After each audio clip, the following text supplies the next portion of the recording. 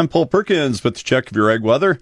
After an afternoon of highs in the mid-to-upper 60s and some light easterly winds, a warm front helps those highs top out in the 70s to around 80 tomorrow.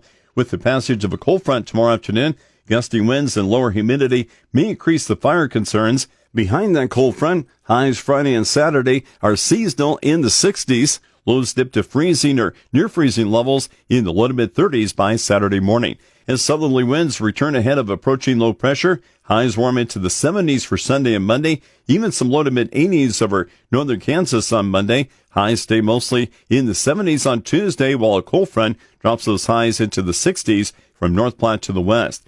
Rain is possible with that cold front's passage Tuesday night through Wednesday. Additional rain and more seasonal highs in the 50s are looking more and more likely the early half of next month. For now, the long-term forecast continues the trend of warmer than normal temperatures Monday through the first 5 days of November in Nebraska and Kansas. Nebraska and Kansas rainfall indicated to be above normal Monday through November 5th. In the 30-day outlook for the month of November, western and central Nebraska temperatures predicted to be mostly seasonal or near normal, while eastern Nebraska and Kansas temperatures are slightly warmer than normal. Precipitation next month in most of Nebraska and Kansas likely to be near normal, while southwest and far western Kansas are slightly drier than normal.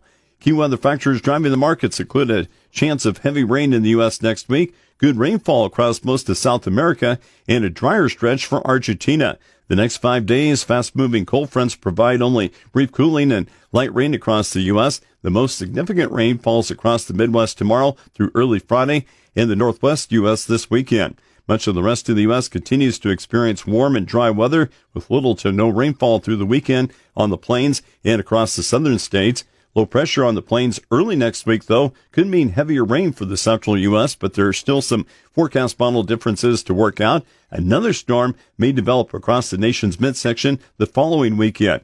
Temperatures next week are cooler in the western U.S. and very warm in the east. Central Brazil's wet season rains favor soybean planting and establishment, but planting continues to lag, and there's only about a week before it needs to be finished. Rainfall in southern Brazil continues to be good, with much better planting progress.